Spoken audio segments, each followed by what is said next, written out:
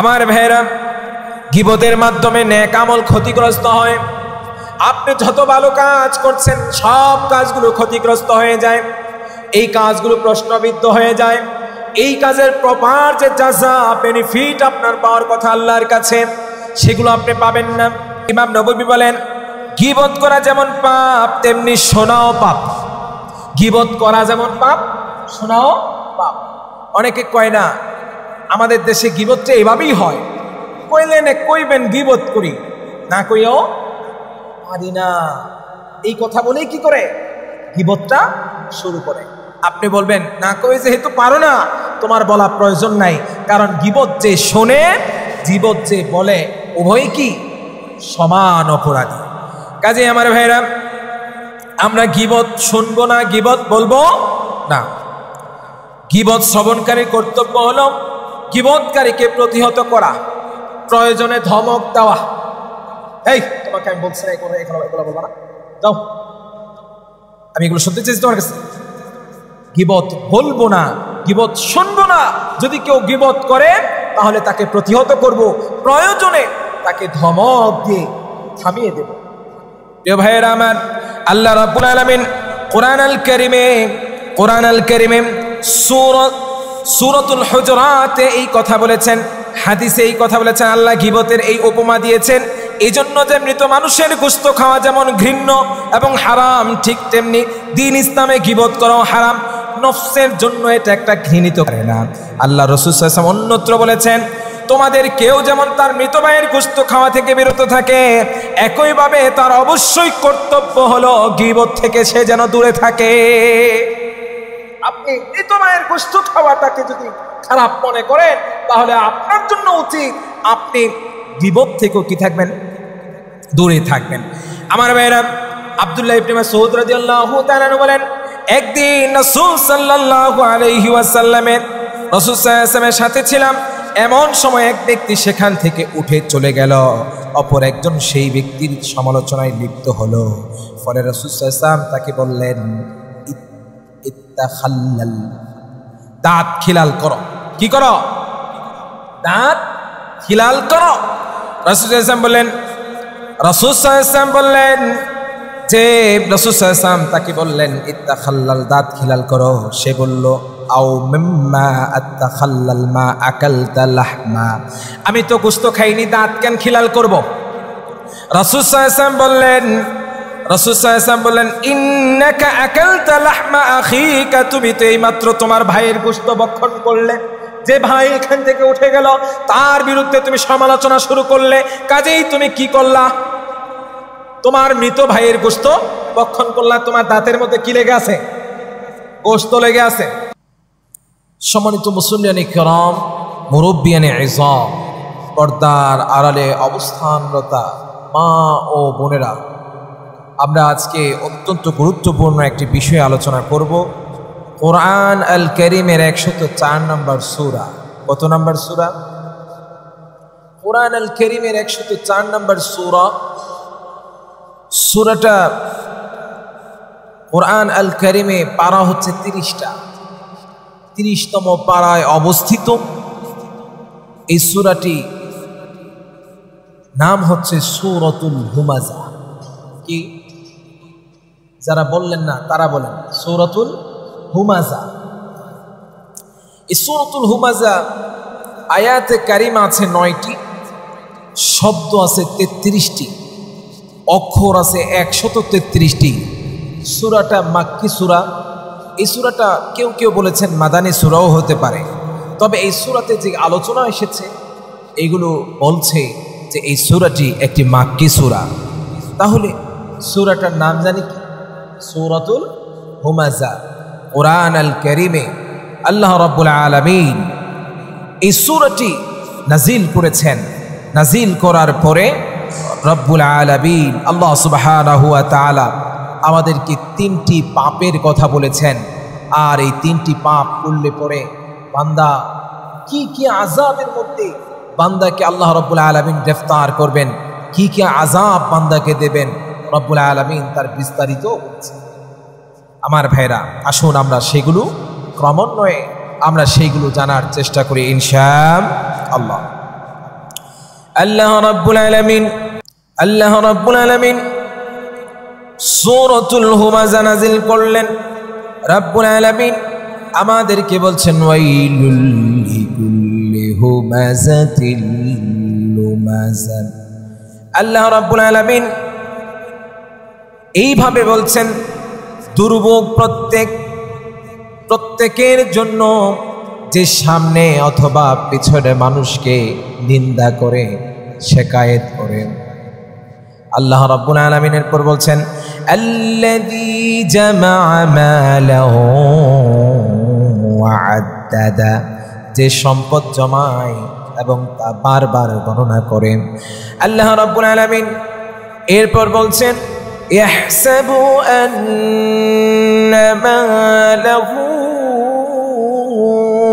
আখলাদা, এবং সে ধারণা করে যে তার জমানোকৃত অর্থ তাকে অমর করে রাখবে।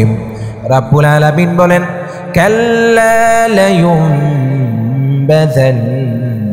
ফিল হুতামা, কখনো নয়, বরং তার ওই অর্থ, তার এই জমানোকৃত সম্পদগুলো তাকে আল্লাহর হুতামাকে তাকে নিক্ষেপ করা হবে।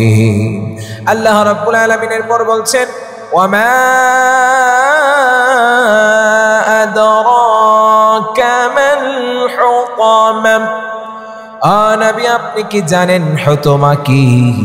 আল্লাহ রাব্বুল আলামিন উত্তর দিচ্ছেন নারুল্লাহিল মুকাদা, এটা আল্লাহর প্রজ্বলিত আগুন। আল্লাহ রাব্বুল আলামিনের পর বলছেন আল্লাতী তাত্তালিউ আলাল আফইদা, এই আগুন এমন আগুন যা মানুষের হৃদয় পর্যন্ত পৌঁছে যায়। আল্লাহ রাব্বুল আলামিন এরপর বলছেন ইন্নাহা আলাইহিম মুসাদা, সেখানে তাকে বেঁধে রাখা হবে এবং তাকে বেষ্টন করে ফেলা হবে। আল্লাহ রাব্বুল আলামিন বলেন ফি আমাদিন মুমাদ্দাদা, সেখানে দীর্ঘ লম্বা লম্বা প্লেয়ার থাকবে, তার মধ্যে তাকে বেঁধে ফেলা হবে। প্রিয় ভাইরা আমার, রাব্বুল আলামিন সূরাতুল হুমাযার বঙ্গানুবাদের মধ্যে এই কথাগুলো বলেছে। এবার আসুন আমরা এর ভিতরে চলে যাই, বিস্তারিত জানতে চেষ্টা করি যে আসলে আল্লাহ রাব্বুল আলামিন আমাদের কি বলেছেন। রাব্বুল আলামিন এই সূরার শুরুতেই বলেছেন ওয়াইলুল লিকুল্লি হুমাযাতিল লুমাযা, ওয়াইল, ধ্বংস, দুর্ভোগ ওই প্রত্যেক ব্যক্তির জন্য যারা হুমাযা করে এবং যারা লুমাযা করে, যারা সামনাসামনি মানুষকে নিন্দা করে, পরনিন্দা করে, গীবত করে, চগলখুরি করে, নামিমা করে। এখন আমাদের এই সমাজে আমরা গীবত করি কি করি না? আমরা গীবত করি, মানুষের গীবত আমরা করি না, পরনিন্দা করি না, অন্যের দোষ চর্চা করে করে বেড়াই না। আমরা অন্যের গোয়েন্দাগিরি করি, আমরা অন্যের পরনিন্দা করি, দোষ চর্চা করে করে তারপর বেড়াই। আল্লাহ রাব্বুল আলামিন বললেন ওয়াইল, তার জন্য ধ্বংস, দুর্যোগ, দুর্ভোগ তার জন্য। আল্লাহ রাব্বুল আলামিন ওয়াইল শব্দটা আরো কয়েকটা জায়গায় কোরআনে ব্যবহার করেছেন। আল্লাহ রাব্বুল আলামিন বলেছেন, অন্যত্র বলেছেন ফাওয়াইলুল লিল মুসাল্লিন। আল্লাহ রাব্বুল অন্যত্র বলেছেন ওয়াইল নামক দোজখ তাদের জন্য যারা নামাজ চুরি করে। কি চুরি করে? নামাজ চুরি করে, নামাজটা যথাযথভাবে পড়ে না। আল্লাহ রাব্বুল আলামিন এই কথাটা অন্যত্র বলেছেন ওয়াইলুল লিকুল্লিল মুতাফফিফিন। আল্লাহ রাব্বুল আলামিন অন্যত্র বলেছেন যারা ওজনে কম দেয় তাদের জন্য ওয়াইল। আল্লাহ রাব্বুল আলামিন এইভাবে করে ওয়াইল শব্দটা ব্যবহার করেছেন এখানে প্রথমেই। আল্লাহ রাব্বুল আলামিন বলেছেন ওয়াইলুল লিকুল্লি হুমাযাতিল লুমাযা, যারা হুমাযা করলো এবং যারা লুমাযা করলো তাদের প্রত্যেকের জন্য ওয়াইল, তাদের প্রত্যেকের জন্য ধ্বংস, প্রত্যেকের জন্য দুর্যোগ। এখন আমরা তো মানুষকে সামনে থেকেও গীবত করি, পেছন থেকেও গীবত করি। আমার ভাইরা, আমরা যে গীবত করি আসলে এগুলো গীবত কিনা হাদিস দিয়ে আমরা জানার চেষ্টা করব আসলে এইগুলো গীবত কিনা। আল্লাহ রাসূল সাল্লাল্লাহু আলাইহি ওয়াসাল্লাম সাহাবে আজমাইনকে জিজ্ঞাসা করলেন, আতাদারুনা মাল গীবা, তোমরা কি জানো গীবত কি? আল্লাহ রাসূল সাল্লাল্লাহু আলাইহি ওয়াসাল্লামের সাহাবীদের মধ্যে তাদের মধ্যে নিয়ম ছিল, তাদের মধ্যে অভ্যাস ছিল, রাসূল যখন কোনো প্রশ্ন করতেন তখন তারা রাসূলকে উত্তর সরাসরি দিতেন না, বলতেন ক্বালু আল্লাহু ওয়া রাসূলু আ'লাম। তারা বলতেন আল্লাহ এবং আল্লাহর রাসূলই ভালো জানেন। আপনাকে আমাকে যদি কেউ প্রশ্ন করে, যেটা না জানি ওইটার উত্তরও দেই, যেটা জানি ওইটার উত্তরও দেই। আপনাদের কি মনে হয় রাসূল জানতেন না? রাসূলের সাহাবীরা জানতেন না গীবত কাকে বলে? রাসূলের সাহাবীরা জানতেন, তারপরও রাসূলুল্লাহকে বললেন ক্বালু আল্লাহু ওয়া রাসূলু আ'লাম, আল্লাহ এবং আল্লাহর রাসূল ভালো জানেন। আমার ভাইরা, আল্লাহ রাসূল সাল্লাল্লাহু আলাইহি ওয়াসাল্লাম বলেন ক্বালু যিকরুকা আখাকা বিমা ইয়াকরুহু। রাসূল বললেন গীবত হচ্ছে ওইটা যেই কথা শুনলে তোমার ভাই অপছন্দ করে। গীবত হলো ওইটা যেটা তোমার মুখ থেকে শুনলে তোমার অপর ভাই কি করে? অপছন্দ করে, কষ্ট পায়, মনে মনে ব্যথা পায়। আহা ভাই, এই কথাটা আপনি বলতে পারলেন, এটা তো আমি আপনার কাছে কি করি নাই, আশা করি নাই। আমার ভাইরা, সাহাবে আজমাইন জিজ্ঞাসা করলেন কিলা আফরাইতা আন কানা ফি আখিহি মা আকুল। তারা জিজ্ঞাসা করলেন যে তার সম্পর্কে সে জিজ্ঞাসা করা হলো, আমি যা বলেছি যদি আমার ভাইয়ের মধ্যে সেই সমস্যাটা থাকে তাহলেও কি এটা গীবত? কিলা আফরাইতা ইন কানা ফি আখিহি মা আকুল। আমার ভাইয়ের মধ্যে যদি সেই অপরাধটা থাকে, সেই কর্মকাণ্ডটা থাকে, তাহলেও কি সেটা গীবত? আল্লাহ রাসূল বললেন ক্বালা ইন কানা ফীহি মা তাকুল ফাকাদ ইগতাবতা ওয়া ইন লাম ইয়াকুন ফীহি ফাকাদ বাহাত্তা। যদি সেটা তোমার ভাইয়ের মধ্যে থাকে তাহলেই সেটা গীবত, আর যদি না থাকে তাহলে সেটা হচ্ছে বাহাত্তা, বহতান।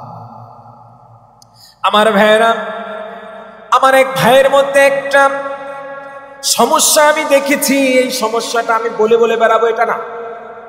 আজকে লক্ষ্য করা যাচ্ছে ওয়াজের ময়দানগুলো গীবত সেন্টার হয়ে গেছে। কি সেন্টার? গীবত সেন্টার।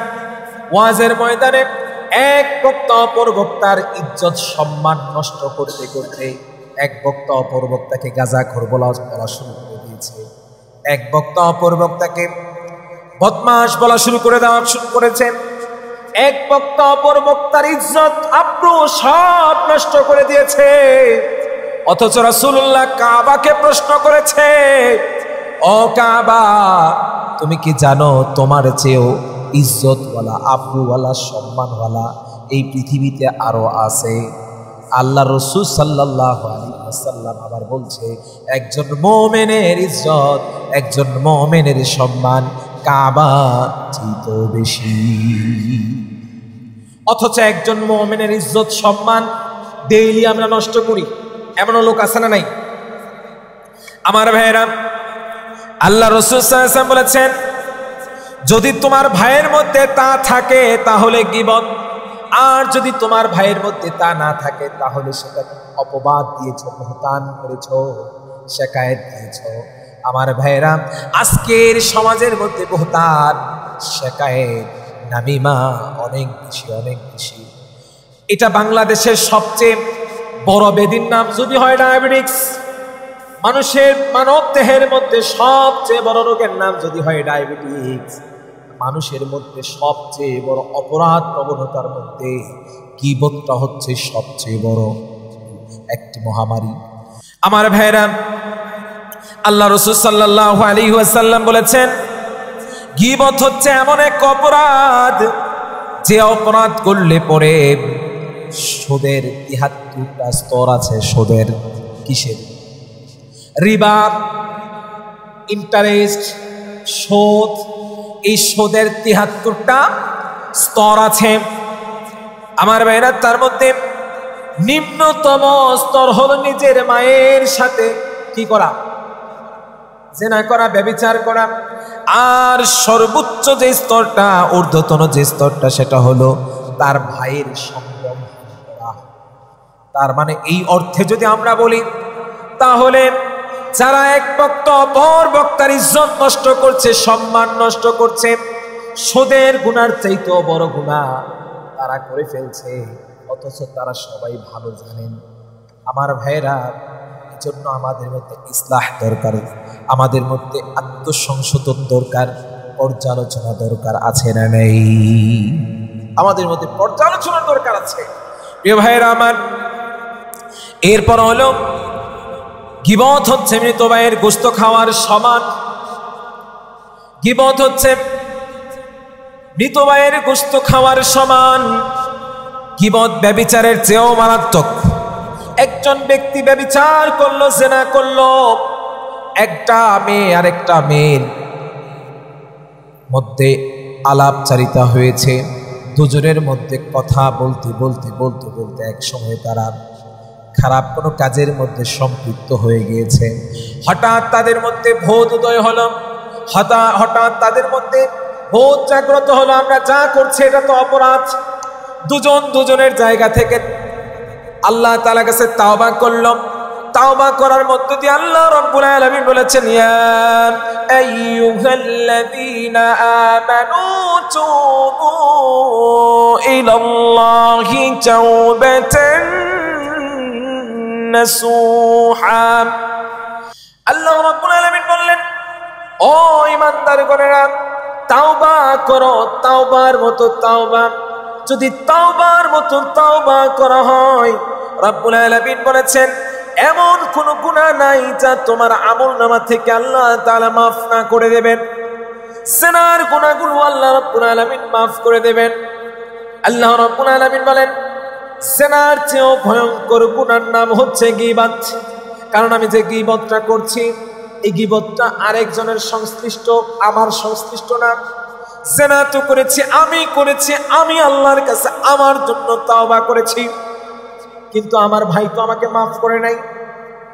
আমার ভাইরা, এই জন্য জিনার চেয়েও ভয়ঙ্কর হচ্ছে গীবত, অন্যের পরনিন্দা করা, দুশ্চর্চা করা, গোয়েন্দাগিরি করা।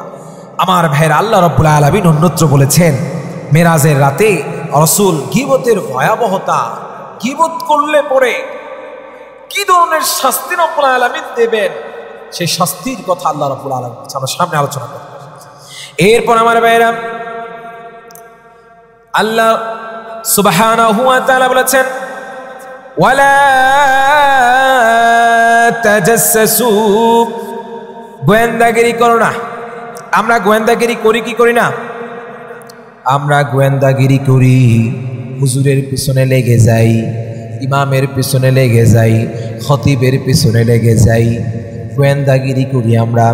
আমার ভাইয়ের, আল্লাহ রাব্বুল আলামিন নিষেধ করেছে তোমরা গোয়েন্দাগিরি করো না। ওয়ালা তাজাসসু ওয়ালা ইয়াগতাব বা'দুকুম বা'দা। ইয়া আইয়ুহাল্লাযীনা আমানু, ইয়া আইয়ুহাল্লাযীনা আমানু ইজতানিবু কাসীরাম মিনায-যান্ন। আল্লাহ রাব্বুল আলামিন বলেছেন, তোমরা অনুমান নির্ভর কথা বলো না, অনুমান নির্ভর কথা বলো না। আজকে আমাদের এই সমাজের মধ্যে অনুমান নির্ভর কথা আছে না নাই? গত পরশুদিন চাকসুতে নির্বাচন হলো চট্টগ্রামে। সেখানে একজন এসে সাংবাদিকদের সামনে এসে বলছে যে বিশাল কারচুপি হচ্ছে। সাংবাদিক প্রশ্ন করছে, আপনি কি দেখেছেন কারচুপি হয়েছে? বলছে, হ্যাঁ আমি দেখেছি। আপনার কাছে ভিডিও আছে? বলে, ভিডিও এই তুই বলতো। পাশে একটা বলছে, এই তুই না ভিডিও করছিস? তবে না, ভিডিও না, আমিও কি করছি, শুনছি। একেবারে আপনারা দেখবেন তালাতরাফি করে একটা ছেলে। আমার ভাইয়েরা, এইভাবে করে আমাদের সমাজে একটা রিউমার ছড়িয়ে দেওয়া হয়, একটা অনুমান নির্ভর কথা সমাজের মধ্যে চালিয়ে দেওয়া হয়। আল্লাহ রাসূল বলেছেন, যে ব্যক্তি শুনল আর মানুষের কাছে বলল, সে যেন মিথ্যা কথাটাই বলল। আমার ভাইরা, কাফা বিল মারই কাযিবান আন ইউহাদ্দিসা বিকুল্লি মা সামিআ, যেটা শুনল আর বলা বলি করা শুরু করে দিল, মিথ্যাবাদী হওয়ার জন্য এতটুকুই যথেষ্ট হয়ে গেল। এজন্য আমরা অনুমান নির্ভর করে কথা বলবো না, আন্দাজ অনুমান থেকে বেঁচে থাকবো। আন্দাজ করে কথা বলবো না, অনুমান করে কথা বলবো না। যখন কোনো মানুষের মধ্যে কথা বলবো তখন রেফারেন্স সহকারে কথা বলবো, দালিলিক কথা বলবো। যে কথাটা বলেছি সেই কথা যেন আমি প্রপার ডকুমেন্টস দিতে পারি। আমার ভাইরা, আল্লাহ রাব্বুল আলামিন অন্যত্র বলেছেন, আর গীবতের ক্ষতিসমূহের মধ্যে অন্যতম হলো, আমি যার গীবত করলাম আমার সব আমলগুলো তার আমলনামায় চলে যায়। কত বড় ভয়াবহ একটা ক্ষতি! আমি যে মিনাতে গেলাম, আমি যে মুজদালিফাতে গেলাম, আমি যে হজ করলাম, আমি যে তাওয়াফ করলাম, আমি যে সাই করলাম, আমি যে হাজরা আসওয়াদের চুম্বন করলাম, দামি গরু দিয়া কুরবানি করলাম, আমি যে নামাজ পড়লাম, আমি যে ইসলামী আন্দোলন করলাম, সব বিনাশ হয়ে গেল অন্যের গীবত করার কারণে। কাজেই অন্যের গীবত করা যাবে না। গীবত করলে আমার সকল আমল তার আমলনামায় চলে যাবে। আমার ভাইরা, জিনা, ব্যভিচার ও সুদ ঘুষের চেয়ে নিকৃষ্ট পাপের নাম হচ্ছে গীবত। কিয়ামতের দিন অন্যের পাপের বোঝার নিজের কাঁধে নিতে হবে। অন্যের পাপের বোঝা নিজের কাঁধে নিতে হবে। কিয়ামতের দিন নিজের পাপের তো ইয়ত্তা নাই। নিজেদের পাপ সম্পর্কে যদি আমার স্ত্রী জানতো, হয়তোবা আমাদেরকে কতই না ঘৃণা করতো। মনের খবর যদি স্ত্রী জানতো, আমাদের মনের খবর, আমাদের পাপের কথা যদি জানতো, আমার মা, আমার বাবা, আমার সন্তান হয়তো আমাকে অস্বীকৃতি জ্ঞাপন করতো। বাবা ডাকতে, সন্তান ডাকতে, আবার ওই কিয়ামতের দিন আরেকজনের পাপ আমার কাঁধে। আমার ভাইরা, আল্লাহ রাব্বুল আলামিন বলেছেন, জান্নাতে প্রবেশ করতে পারবে না। লা ইয়াদখুলুল জান্নাতা নাম্মাম, যে ব্যক্তি নামিমা করবে, চুগলখুরি করবে, সে ব্যক্তি জান্নাতে প্রবেশ করবে না। গীবত করলে পরে জান্নাতে প্রবেশ করা যাবে না। আমার ভাইরা, গীবতের মাধ্যমে নেক আমল ক্ষতিগ্রস্ত হয়। আপনি যত ভালো কাজ করছেন সব কাজগুলো ক্ষতিগ্রস্ত হয়ে যায়। এই কাজগুলো প্রশ্নবিদ্ধ হয়ে যায়। এই কাজের প্রপার যে জাযা, বেনিফিট আপনার পাওয়ার কথা আল্লাহর কাছে, সেগুলো আপনি পাবেন না। কাজে আমরা গীবত করব না। আল্লাহ রাব্বুল আলামিন অন্যত্র বলছেন কোরআনে, ইয়া আইয়ুহাল্লাযীনা আমানু জতানিবু কাসীরাম মিনাল-যান ইসমু ওয়া লা তাজাসসু ওয়া লা ইয়াগতাব বা'দুকুম বা'দা أيحب أحدكم أن يأكل لحم أخيه ميتا فكرهتموه واتقوا الله إن الله هو التواب الرحيم। রব্বুল আলামিন বলছেন, তোমরা একে অপরের গীবত করো না।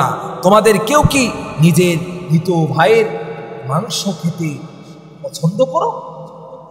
আপনার ভাই আপনার জমি নিয়ে অনেক ঝামেলা চলছে, কিন্তু আপনি কি চান আপনার ভাই মারা গেছে ওইটার মাংস আপনি ভক্ষণ করবেন? এমন কোন ভাই আছেন? আপনার ভাই আপনাকে ঠকাইছে, শতাংশের পর শতাংশ, কানের পর কানে জমি আপনাকে দেয় নাই।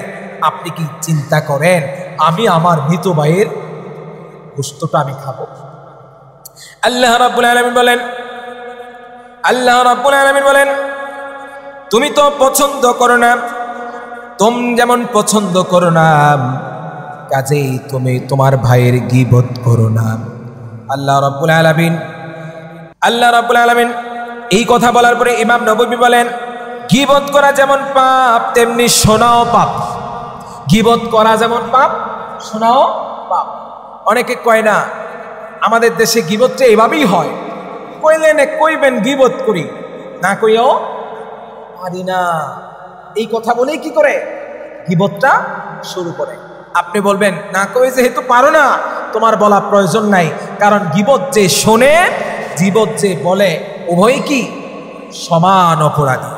কাজে আমার ভাইরা, আমরা গীবত শুনবো না, গীবত বলবো না। গীবত শ্রবণকারীর কর্তব্য হলো গীবতকারীকে প্রতিহত করা, প্রয়োজনে ধমক দেওয়া। এই তোমাকে আমি বলছি না এগুলো বলবো না, যাও, আমি এগুলো শুনতে চেয়েছি তোমার কাছে। গীবত বলবো না, গীবত শুনবো না। যদি কেউ গীবত করে তাহলে তাকে প্রতিহত করব, প্রয়োজনে তাকে ধমক দিয়ে থামিয়ে দেব। আমার ভাইরা, জাহান্নামীদের শরীর জাহান্নামে, আল্লাহ রাব্বুল আলামিন কিভাবে মানুষকে কষ্ট দিবে একটু আসুন আমরা জানি। এবার আমরা গীবতের ভয়াবহতা সম্পর্কে একটু জানার চেষ্টা করব। হাদিসে কি এসেছে? মুসলিম জীবনে অন্যান্য কবিরা গুনাহের চেয়ে গীবতের প্রভাব পরিণাম সবচেয়ে বেশি। রাসূলুল্লাহ সাল্লাল্লাহু আলাইহি ওয়াসাল্লামের স্ত্রী আয়েশা রাদিয়াল্লাহু তাআলা আনহু, তিনি একদিন আল্লাহ রাসূলের সাথে কথা বলছিলেন।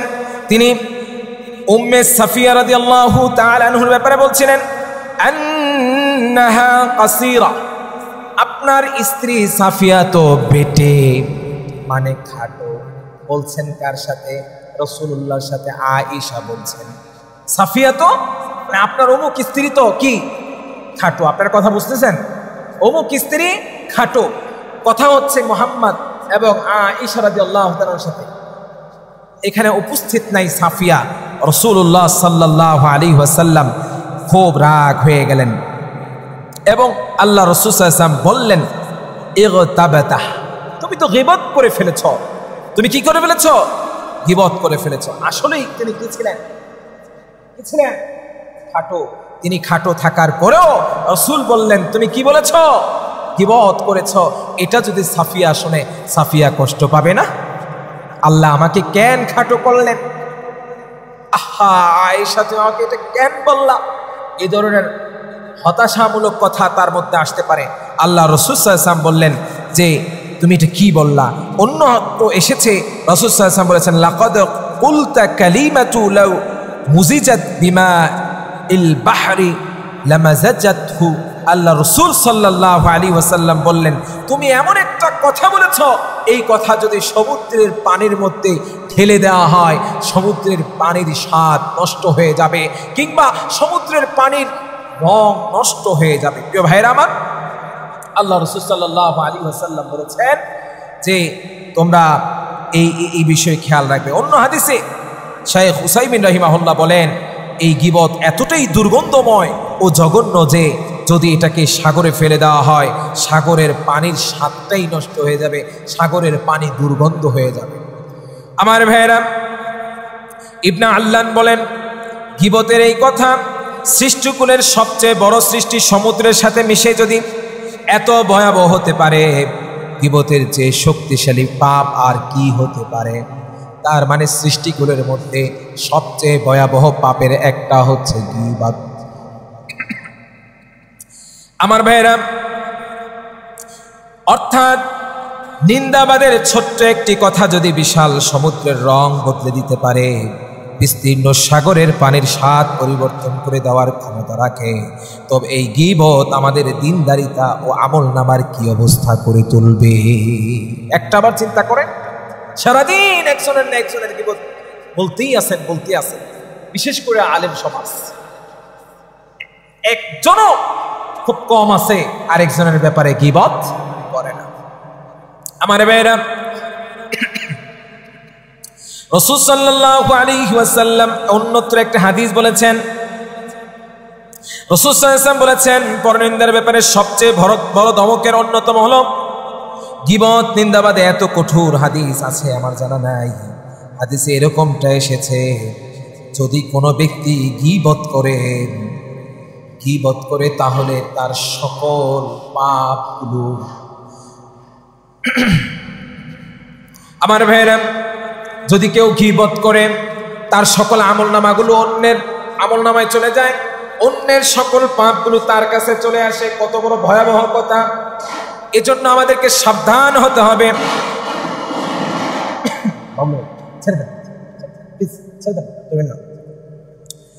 গীবত মৃত মানুষের গোশত খাওয়ার চেয়েও নিকৃষ্ট পাপ। মানুষের গোশত খাওয়া হারাম। আল্লাহ রাব্বুল আলামিন বলেছেন, ওয়ালা ইয়াগতাব বা'দুকুম বা'দা আইয়ুহিব্বু আহাদুকুম আন ইয়াকুলা লাহমা আখিহি মাইতান ফাকারিহতুমুহু। আল্লাহ রাব্বুল আলামিন বলেছেন, তোমরা চিত্তান্বেষণ করো না, অপরের গীবত করো না, পরনিন্দা করো না, অপরের ব্যাপারে তোমরা গোয়েন্দাগিরি করো না, গোয়েন্দাগিরি করো না। যদি গোয়েন্দাগিরি করো, তোমরা কি কেউ পছন্দ করো তোমার মৃত ভাইয়ের গোশত খাবা? প্রিয় ভাইয়েরা আমার, আল্লাহ রাব্বুল আলামিন কোরআন আল কারীমে সূরাতুল হুজুরাতে এই কথা বলেছেন, হাদিসে এই কথা বলেছেন। আল্লাহ গীবতের এই উপমা দিয়েছেন এই জন্য যে মৃত মানুষের গোশত খাওয়া যেমন ঘৃণ্য এবং হারাম, ঠিক তেমনি দ্বীন ইসলামে গীবত করাও হারাম। নফসের জন্য এটা একটা ঘৃণিত করে না। আল্লাহ রাসূল সাল্লাল্লাহু আলাইহি ওয়াসাল্লাম অন্যত্র বলেছেন, তোমাদের কেউ যেমন তার মৃত ভাইয়ের গোশত খাওয়া থেকে বিরত থাকে, একইভাবে তার অবশ্যই কর্তব্য হলো গীবত থেকে সে যেন দূরে থাকে। আপনি মৃত ভাইয়ের গোশত খাওয়াটাকে যদি খারাপ মনে করেন, তাহলে আপনার জন্য উচিত আপনি গীবত থেকেও কি থাকবেন? দূরে থাকবেন। আমার ভাইরা, আব্দুল্লাহ ইবনে মাসউদ রাদিয়াল্লাহু তাআলা বলেন, একদিন রাসূল সাল্লাল্লাহু আলাইহি ওয়াসাল্লামের সাথে ছিলাম। এমন সময় এক ব্যক্তি সেখান থেকে উঠে চলে গেল, অপর একজন সেই ব্যক্তির সমালোচনায় লিপ্ত হলো। ফলে রাসূল সাল্লাল্লাহু আলাইহি ওয়াসাল্লাম তাকে বললেন, ইত্তাখাল্লাল, দাঁত খিলাল করো। কি করো? দাঁত খিলাল করো। রাসূল সাল্লাল্লাহু আলাইহি ওয়াসাল্লাম বললেন যে রাসূল সাল্লাল্লাহু আলাইহি ওয়াসাল্লাম তাকে বললেন, ইত্তাখাল্লাল, দাঁত খিলাল করো। সে বলল, আও মিম্মা আত্তাখাল্লাল মা আকালতা লাহমা, আমি তো গোশত খাইনি, দাঁত কেন খিলাল করব? রাসূল সাল্লাল্লাহু আলাইহি ওয়াসাল্লাম বললেন, ইন্নাকা আকালতা লাহমা আখিকা, তুমি তো এইমাত্র তোমার ভাইয়ের গোশত ভক্ষণ করলে। যে ভাই এখান থেকে উঠে গেল, তার বিরুদ্ধে তুমি সমালোচনা শুরু করলে, কাজেই তুমি কি করলা? তোমার মৃত ভাইয়ের গোশত ভক্ষণ করলা। তোমার দাঁতের মধ্যে কি লেগে আছে? গোশত লেগে আছে। রাসূল সাল্লাল্লাহু আলাইহি ওয়াসাল্লাম এই কথা বললেন। আমর ইবনুল আস একদিন একটা মরা গাধার পাশ দিয়ে হেঁটে যাচ্ছিলেন। গাধাটার দিকে ইশারা করলে বললেন, একজন মুসলিমের গোশত খাওয়া বা গীবত করার চেয়ে কোনো মানুষের জন্য এই মরা গাধার গোশত খাওয়াটা উত্তম। এই মরা গাধার গোশত খাওয়াটা কি উত্তম। অথচ আমরা এই গীবত কম করি না বেশি করি? বেশি করি। প্রিয় ভাইরা আমার, এরপর রাসূল সাল্লাল্লাহু আলাইহি ওয়াসাল্লাম বলেছেন, মুমিন ব্যক্তির গীবতের চেয়ে নিকৃষ্ট লোকমা কেউ গ্রহণ করে না। মুমিন ব্যক্তি যে গীবত করে, এটা হচ্ছে সবচেয়ে নিকৃষ্ট লোকমা, সবচেয়ে নিকৃষ্ট খাওয়া, যেটা সে গীবত করছে। প্রিয় ভাইরা আমার, এরপর একদিন ইব্রাহিম ইবনে আদহাম রাহিমাহুল্লাহ কিছু মানুষকে দাওয়াত করলেন। তারা এসে খাবারের জন্য বসে এক ব্যক্তির দোষ চর্চা শুরু করলো। তখন ইব্রাহিম রাহিমাহুল্লাহ বললেন, আমাদের পূর্বকালের লোকেরা গোশত খাওয়ার আগে রুটি খেত, আর আপনারা তো আগেই গোশত খাওয়া শুরু করে দিলেন, অর্থাৎ গীবত শুরু করে দিলেন। প্রিয় ভাইরা আমার, আল্লাহ তাআলা বলেছেন, আল্লাহ তাআলা নিষেধ করেছেন আমাদেরকে গীবত করতে। আমার ভাইরা, আল্লাহ রাব্বুল আলামিন, ও মানুষ, আল্লাহ রাব্বুল আলামিন কোরআনের ওই আয়াতে, যে আয়াতটা দিয়ে আমরা শুরু করেছিলাম, ওয়াইলুল লিকুল্লি হুমাযাতিল লুমাযা, আমাদেরকে আল্লাহ বলছেন তোমার জন্য দুর্ভোগ, তোমার জন্য দুর্যোগ, তোমার জন্য ধ্বংস। ওয়াইলুল লিকুল্লি হুমাযাতিল লুমাযা, যে সামনে গীবত করে পিছনেও গীবত করে। আল্লাযী জামা মালাও ওয়া আদ্দাদা, যে বা যাহারা মাল জমা করে আল্লাহর রাস্তায় দান করে না, আল্লাহর রাস্তায় সাদাকা করে না, আল্লাহর জন্য কিছু দান করে না, যাকাত দেয় না, আল্লাহর জন্য, আল্লাহর দ্বীনের জন্য তার অর্থকে ব্যয় করে না। আল্লাহ রাব্বুল আলামিন বললেন, তুমি মাল জমা করো, মাল জমা করো। ও আমার ভাইরা, আল্লাহ রাব্বুল আলামিন বলেন, আয়াহসাবু আন্না লাহু আখলাদা। আর তুমি ধারণা করো মাল জমা করে করে এই মাল তোমাকে একদিন অমর করে রাখবে, তোমার বোধ মৃত্যু আসবে না। আল্লাহ রাব্বুল আলামিন বলেন, হে মানুষ তুমি মনে করো অমর হয়ে থাকবে, অথচ তোমার পরনের যে লুঙ্গিটা আছে এই লুঙ্গিটাও তোমার সাথে যাবে না, তোমার হাতের আংটিটা যাবে না, তোমার হাতের ঘড়িটা যাবে না। তোমার বাড়িতে যে দামি এয়ার কন্ডিশন লাগিয়েছ, দামি টাইলস ব্যবহার করেছ, দামি বাড়ি করেছ, দামি ফিটিংস ব্যবহার করেছ, দামি ফ্যান ব্যবহার করেছ, দামি কেবল তৈরি করেছ, অনেক মজবুত করে বাড়িটা করেছ, বাড়িটা টিকতে পারে 100 বছর, তুমি টিকবে না 100 সেকেন্ড, 100 মিনিট, 1 সেকেন্ড, ঠিক কিনা আমার ভাইরা?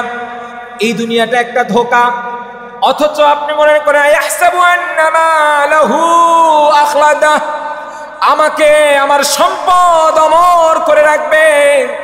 অথচ আপনার বাবা অসুস্থ হলো, আপনার মা অসুস্থ হলো, হসপিটালে নিয়ে গেলেন, হসপিটাল থেকে আপনাকে বলল, হালদের পর থেকে বলল আপনি নরসিংদীতে নিয়ে যান, নরসিংদী থেকে ঢাকায় নিয়ে গেলেন, ঢাকাতে আইসিইউতে রাখলেন, হাজার হাজার লক্ষ লক্ষ টাকা খরচ করলেন মায়ের জন্য, মায়ের নিথর দেহটা বাড়িতে নিয়ে আসলেন, মা চলে গেল, বাবা চলে গেল, দাদা চলে গেল, দাদি চলে গেল, নানা চলে গেল, নানু চলে গেল, আর আপনি রঙের স্বপ্ন দেখছেন, দামি দামি বাড়ি করছেন, আপনার এক পা কবরে পড়ে আছে, এখনো আপনি দুনিয়া দুনিয়া চিন্তা করে, আপনি আপনার সম্পদ এখনো জমা করে রাখেন, এই সম্পদের কাজে আপনি লাগান না। আমার ভাইরা, এই মসজিদে গত 50 বছর আগে অনেক মানুষ নামাজ পড়েছে যাদেরকে আমরা চিনিও না, অনেক শ্রোতা ছিল যারা জুমার দিনে আলোচনা করেছে যাদেরকে আমরা দেখি নাই, অনেক মানুষ রুকু দিয়েছে, সিজদা দিয়েছে, তাদেরকে আমরা দেখি নাই, জানি না। আবার এমন 50 বছর পরে এমন কিছু লোক আসবে যারা আমাদেরকেও চিনবে না, অথচ আপনি কত রঙের স্বপ্ন সাজিয়ে রেখেছেন। আল্লাহ রাব্বুল আলামিন বলেন, আয়াহসাবু আন্নামা লাহু আখলাদা, তুমি মনে করো তুমি বোধহয় এগুলো নিয়ে অমর থাকবে, অথচ তোমার চোখের সামনে কত খান বাড়ির খান সাহেব নাই, কত মিয়া বাড়ির মিয়া সাহেব নাই, কত চৌধুরী বাড়ির চৌধুরী সাহেব নাই, কত বড় লোক তোমার সামনে থেকে বিদায় নিয়েছে, কত মন্ত্রীর বাড়ির বাহিরের নেম প্লেটটা আছে, মন্ত্রী নাই, কত জায়গায় এমপি হওয়ার পরে শপথটা পাঠ করতে পারে না, শপথ পাঠ করার আগেই চলে যায়, কত এমপির এলাকায় উপনির্বাচন হয়, কত মেম্বার, কত চেয়ারম্যান, কত এমপি, কত মন্ত্রী তার ক্ষমতা পুরা স্বাদ আস্বাদন করতে পারে না। আল্লাহ বলছেন, কাল্লা, কখনো নয়, লায়ুমবাযান্না ফিল হুতামা, তোমাকে হুতামাতে নিক্ষেপ করা হবে। আমার ভাইরা, আল্লাহ রাব্বুল আলামিন বলেন, হুতামা কি তোমরা কি জানো? হুতামা হচ্ছে ওই জায়গা নিন্দুক ও সমালোচকদেরকে প্রজ্বলিত আগুনের মধ্যে যেখানে নিক্ষেপ করা হবে। এই আগুন সম্পর্কে রাসূল সাল্লাল্লাহু আলাইহি ওয়াসাল্লাম বলেন, 1000 বছর আগুনকে জ্বালানো হয়েছে, শেষ পর্যন্ত তা লাল রং ধারণ করেছে, তারপর আবার 1000 বছর আগুনকে উত্তাপ দেওয়া হয়েছে, ফলে তা সাদা হয়ে গিয়েছে, তৎপর পুনরায় 1000 পর উত্তাপ এই আগুনকে জ্বালানো হয়েছে, শেষ পর্যন্ত তা কালো আগুন হয়েছে, এখন তা মারাত্মক কালো রং ধারণ করেছে। আল্লাহ তাআলা বলেছেন, ইয়া আইয়ুহাল্লাযীনা আমানু কু আনফুসাকুম ওয়া আহলিকুম নারা, ও ঈমানদারগণ, না তুমি নিজে বাঁচো, তোমার আহলদেরকে বাঁচাও, তুমি গীবত থেকে নিজেকে স্টপ রাখো, তুমি তোমার আহলদেরকেও গীবত থেকে স্টপ রাখো, গীবত থেকে থামাও, কারণ এই গীবত তোমাকে হুতামাতে নিয়ে যাবে, এই গীবত তোমাকে জাহান্নামের দিকে ধাবিত করবে। প্রিয় ভাইরা আমার, কাজেই আমরা গীবত করব না।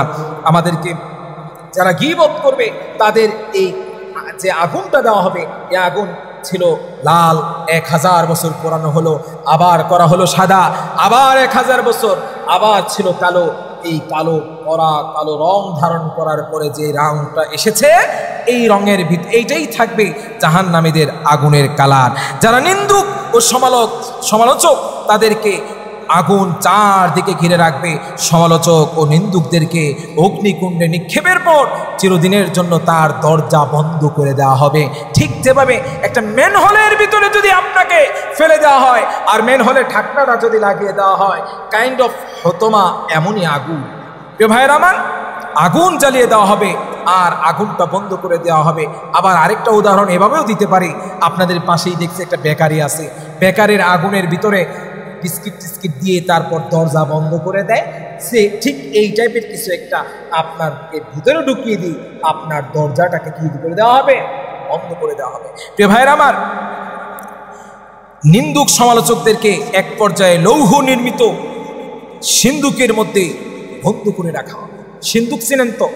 স্বর্ণের দোকানে যে সিন্দুক থাকে, এই টাইপের একটা সিন্দুকের ভিতরে আপনাদেরকে বন্দী করা হবে, লৌহ নির্মিত একটা বিশাল সিন্দুকের ভিতরে। প্রিয় ভাইয়েরা আমার, এগুলো কি আমার কথা না আল্লাহর কথা? আমার ভাইয়েরা, এরপর আল্লাহ তাআলা আদেশ ক্রমে সানাদু'জ জাবানিয়া 19 জন ফেরেশতা থাকবে, তারা শিকল নিয়ে আপনাকে বিশাল বড় স্তম্ভের মধ্যে বেঁধে রাখবেন। আমার ভাইয়েরা, নিন্দুক ও সমালোচকদেরকে জাহান্নামে প্রবেশ করিয়ে দরজাগুলো বন্ধ করে দেওয়া হবে, তার উপর লোহার কিলক বসানো হবে, যার ফলে তারা জাহান্নামের উত্তাপ থেকে বের হওয়ার চেষ্টা করলো, তা থেকে তারা আর কখনোই বের হতে পারবে না। আমার ভাইয়েরা, নবীজি জাহান্নামের শাস্তির ব্যাপারে, জাহান্নামীদের চেহারা পুরো শরীর আগুন দিয়ে দগ্ধ হবে। আল্লাহ বললেন, কিয়ামতের দিন আমি তাদেরকে অন্ধ বধির করে মুখের ওপর ভর দিয়ে অবস্থায় তাদেরকে সংহত করবে। তারা মুখ দিয়ে ভর করে, পাটা থাকবে মাথার আকাশের দিকে, পাটা থাকবে আকাশের দিকে, তারা মুখের ওপর ভর করে করে তারা যাবে। যখন তা জাহান্নাম যখন তা নিভে যাবে, তখন আগুনের শিখা আবার বৃদ্ধি করে দেওয়া হবে। আগুন যখন নিমে যেতে চাইবে, তখন আল্লাহ আবার তা এটাকে জ্বালিয়ে দেবে। আল্লাহ রাব্বুল আলামিন অন্যত্র বলেছেন, যাদের পাল্লা হালকা হবে তারা নিজেদেরই ক্ষতি করেছে, তারা জাহান্নামে স্থায়ী হবে, আগুন তাদের মুখ দগ্ধ করবে আর তারা সেখানে বিভৎস চেহারায় থাকবে, তাদের চেহারাটা এই স্বাভাবিক চেহারা থাকবে না। জাহান্নামীদের চামড়া পুড়িয়ে ফেলা হবে, তা পুড়ে গেলে নতুন চামড়া হবে, আবার তা পুড়িয়ে ফেলা হবে। আল্লাহ বলেন, যারা আমার নিদর্শনকে অস্বীকার করেন আমি তাদেরকে আগুনে পোড়াবো। যখন তাদের চামড়া দগ্ধ হবে তখন সেই স্থানে নতুন চামড়া সৃষ্টি করবে, যেন তারা শাস্তি ভোগ করতে পারে। আল্লাহ তাআলা তাই বললেন, আল্লাতী তাত্তালিউ আলাল আফইদা, এটা এমন এক আগুন যা তাদের কলিজা পর্যন্ত পৌঁছে যাবে, কিন্তু তাদের মরণ হবে না। চামড়া নতুন গজাবে, কিন্তু মানুষটার আর মরণ হবে না। আমার ভাইরা, অহংকারীদের অপদস্থ করে রক্ত পুঁজ পান করা হবে, জাহান্নামীদের বাউলাস নামের বন্দিশালায় নেওয়া হবে, কঠিন আগুনে তাদের গ্রাস করা হবে, জাহান্নামের দুর্গন্ধময় রক্তপুঁজ ইত্যাদি তাদেরকে পান করানো হবে। আমার ভাইয়েরা, জাহান্নামে কাফিরদেরকে শারীরিক গঠন অস্বাভাবিকভাবে তাদেরকে বড় করা হবে। জাহান্নামে কাফিরদের উভয় কাঁধের দূরত্ব দ্রুতগামী ঘোড়ার 3 দিনের পথের সমান হবে। অন্য বর্ণনা মতে কাফিরের একটি দাঁত হবে উহুদ পাহাড়ের সমান, আর তাদের চেহারা, তাদের দেহের যে চামড়া 3 দিনের দূরত্ব পরিমাণ পুরো হবে। 3 দিন ঘোড়া দিয়ে দৌড়ালে যত দূর পর্যন্ত যাবে, চামড়ার পুরুত্ব, চামড়ার মোটাটাই থাকবে এতটুকু দূরত্ব। আমার ভাইরা, চিৎকার করে কান্না করে এক সময় জাহান্নামীদের অশ্রু শেষ হয়ে যাবে, জাহান্নামীদের জন্য কান্না পাঠানো হবে। এরপর তারা কাঁদতে থাকবে, এক পর্যায়ে তাদের চোখের পানি শেষ হয়ে যাবে, তাদের চোখ দিয়ে রক্ত ঝরতে থাকবে, ফলে তাদের মুখে বিশাল গর্তের মতো হয়ে যাবে। তাতে আল্লাহ তাআলা নৌযান পাঠাবেন, জাহাজ পাঠাবেন। কোথায়? মুখের ভিতরে। কান্না করতে করতে করতে করতে চোখের ভিতরে গর্ত হয়ে যাবে, ওই গর্তের ভিতরে আল্লাহ নৌযান পাঠাবেন। আমার ভাইরা, আল্লাহ রাব্বুল আলামিন আমাদেরকে এই পৃথিবীতে পাঠিয়েছেন। আমরা জানি পৃথিবীর জীবন ক্ষণস্থায়ী, কিন্তু আখিরাতের জীবন চিরস্থায়ী। আজকে জাহান্নামের শাস্তির ভীতিকর যে বিবরণ আল্লাহ রাব্বুল আলামিন আমাদেরকে কোরআনে বলেছেন, আমাদেরকে হাদিসে বলেছেন, এগুলো আমরা কর্ণপাত করছি না। অথচ আমরা একদিন এই জাহান্নামে যাব। এই জাহান্নামে যাওয়ার পরে আল্লাহ রাব্বুল আলামিনের ফেরেশতারা আমাদেরকে জিজ্ঞাসা করবে, তোমরা তো এখানে আসার কথা ছিল না, তোমরা কেন এখানে এসেছো? আল্লাহ আমরা জবাব দিব, আল্লাহ আমাদের কাছে নাযীর পাঠানো হয়েছিল। আলাম ইয়াতিকুম নাযীর ক্বালু বালা ক্বাদ জাআনা নাযীর, আমাদের কাছে এসেছিল, আমরা ফাকাযযাবনা ওয়া কুলনা মা নাযালাল্লাহু মিন শাই, আমরা তাদেরকে উড়িয়ে দিতাম, আমরা এগুলো মাথায় নিতাম না, আমরা শুনতাম এক কানে, অপর কানে বের করে দিতাম। আয় আল্লাহ, আবার তুমি পৃথিবীতে পাঠাও, এবার যদি যাই তোমার সময়, তোমার কাছে তোমার দ্বীনের জন্য সময় দিতে দিতে দিতে দিতে আমরা আবার তোমার কাছে চলে আসবো। রব্বুল আলামিন বলবে, না, এটা কখনোই সম্ভব না। এজন্যই আমার ভাইরা, আজকে যে 3টি অপরাধের কথা আপনাদেরকে বলেছি, ওয়াইলুল লিকুল্লি হুমাজা এবং লুমাজা, সামনে এবং পিছনে কখনোই গীবত করবেন না কারো। জামা আমাল ওয়া আত্তাদা, মাল কখনো গণনা করে রাখবেন না। আল্লাহ যে সম্পদ আপনাকে দিয়েছে, এই সম্পদ আল্লাহর দ্বীনের জন্য, আল্লাহর জন্য গরিব অসহায় মানুষদেরকে আপনি দান করবেন। আল্লাহ সুবহানাহু ওয়া তাআলা আমাদেরকে এই 3টি কাজ করার তৌফিক দান করুন, এবং যে 3টি অপরাধ বলেছি, এই 3টি অপরাধ থেকে বেঁচে থাকার তৌফিক দান করুন। আমিন। আসসালামু আলাইকুম ওয়া রাহমাতুল্লাহি ওয়া বারাকাতুহু।